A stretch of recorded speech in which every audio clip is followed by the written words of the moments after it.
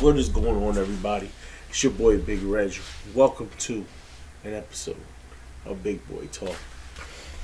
Listen, times are changing, and I think we need to talk about it. In part one, we're going to start the automotive industry. I know a lot of us out there, there's a lot of car enthusiasts, much like myself, right? I grew up huge fan of Mopar. And they're one of the teams right now that's going through a lot. Went from selling Hellcats left and right, whether it be a Durango, TRX, Charger, Challenger, to all electric. And now it appears that's backfired. And through all the fire and flames, we may be getting V8s back. And for me, that's huge. Something I love, something I've always dreamed of. I myself drive a 2021 Ram 1500 with the 5.7 liter V8 Hemi. So I'm a Hemi boy. Hemi! You feel me? But they're not the only automotive group going through crisis right now. As Nissan has been said to have a year's worth of cash left. Nissan, let's think about that. We're not going to act like Nissan doesn't have their fanboys. Heck, even I'm a fan of the Godzilla. The GTR is a monster. Always has been, always will be. Or will it? See, one of the places assumed to take over Nissan or absorb it is Toyota. And who knows if they'll continue Nissan's nameplate underneath their brand and continue to build on great cars like the GTR and the Z, or will they bury them? You never know. We don't know what's in the mind of these car competitors. If it was me, I'd continue to build them. Why not? It's another stream of income, right? But these are great cars that may be lost to the world and lost to many enthusiasts like myself. Now, I hope the best for Nissan, and maybe they change things around. Maybe something happens where they get, a burst of income, something. But they build many great vehicles, not just high performance vehicles.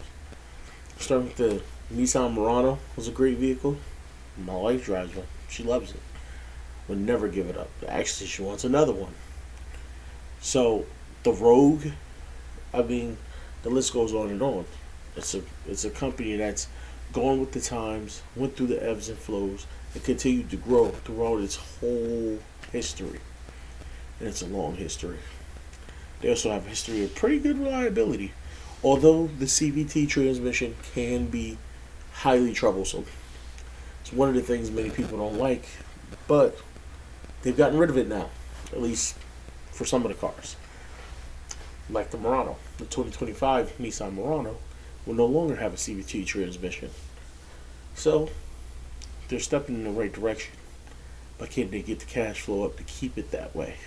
I'd be interested to see. Hopefully, they can. We love automotive competition. It helps creativity, keeps things varied, and come up with some amazing vehicles. Now back to my favorite brand, Dodge. Now, with the man they call Mopar Jesus stepping back in with Tim Kuniskis, he is going to help bring Ram back, right?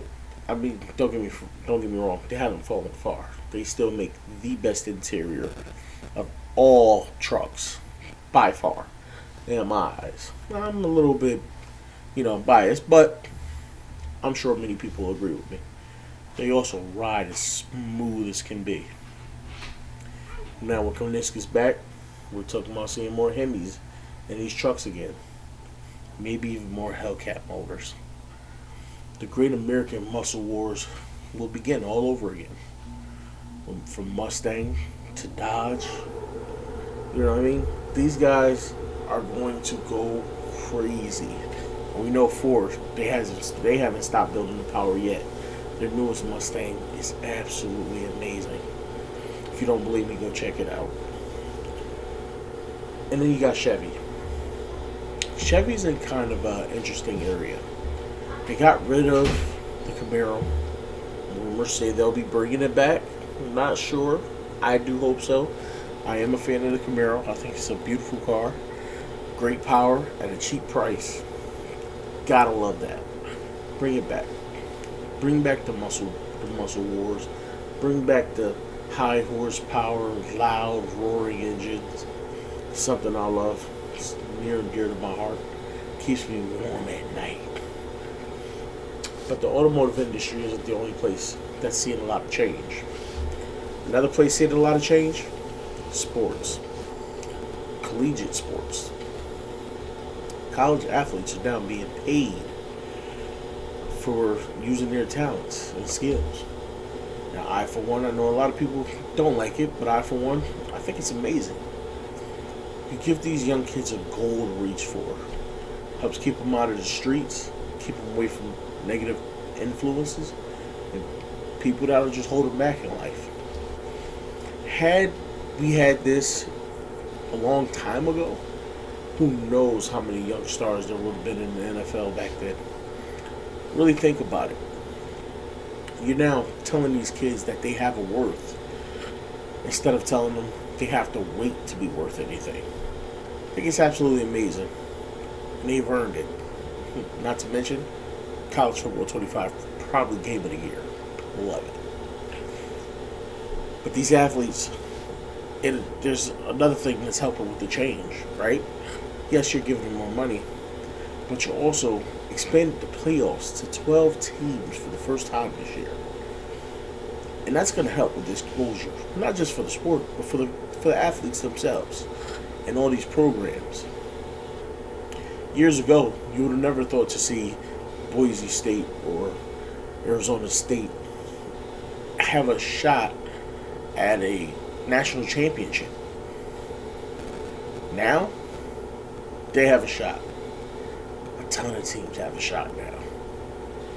Every game means more. Every game is a higher level of intensity. Why? Because you give them a cause and reason to fight. There's no longer going through a season and forcing yourself to be undefeated and still possibly not getting picked for a national championship. You're forcing this committee of selectors to go through and look at the strength of schedule, look at each win and the meaning of each win, look at the depth of talent on each roster.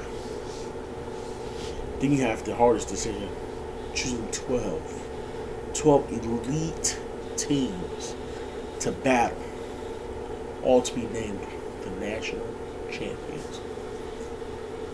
If that isn't intense, then I don't know what is. The world's changing. It's going in a positive direction. Keep your eye on the prize. It will continue to grow. And then we have the NFL. Man, oh man, the NFL. Biggest change? The Baltimore Ravens are an offensive team. That's right. These guys are an offensive team. Weapon masterminds. Who would have thought? Who would have thought back in 2008 when Harbaugh first came in that he would last this long as a head coach? Well, big ups to you. I'm one that's always jumping on him, fire him. And yes, I do still think it's time for a change. But, give the man credit where credit's due. He's the longest tenured coach for a reason. There is some good things he brings to the table, whether people like it or not, including myself. And yes, there's always the negative, but that's not what this video is about. We're not going down that path, and we're not going to talk about those things. But what we are going to talk about is that the best QB in football is of a brown complexion. Mr. Lamar Jackson. And yes, Patrick Mahomes. He's half that brown complexion. But these are two of the best athletes in the world. And they're showing that it can be done in more ways than one. They've elevated the game of football to new heights. The way you put together a team, the way you draft, everything has changed thanks to these two gentlemen. Yes, we got freakier athletes at every position. But these two men have shown you that It doesn't matter what style of play you choose, you can win. No longer is it, hey, if I get a running quarterback, he's got to be able to stand still and pass it. No longer is it, well, if he runs, he's not going to help us win a championship. These guys have shown that the ability to step outside the pocket, make plays, you thrive. It's no longer become a bonus to be an athlete at the quarterback position. Now you're wanted as an athlete at the quarterback position. They look for it. Everyone now is looking for the next Lamar Jackson. Man, it feels good to say that. In more ways than one. The kid's done a lot for the sport. A lot more than he'll ever realize. And he's only 27. He's got at least another 10 years in him. I hope he wins his Super Bowl. Not just because I'm a Ravens fan. Because I'm a fan of the sport of football. And him winning the Super Bowl equals growth beyond measure. You talk about eliminating the saying that black running quarterbacks can't win the big one. Man, it'd be something else, huh? Win the Super Bowl and a third MVP. The marvelous is truly a thing. Well, this was just me throwing a little something together for you. Had some things on my mind, some thoughts I wanted to get out, and I surely hope you liked it. And if you'd like to see me expand on these things, any of these subjects, please don't hesitate. Like, comment, share, please subscribe. And if you want to live stream on these things, leave a comment below and let your boy know. I'll definitely do that for you. I'll get up with you. Y'all stay blessed. Peace.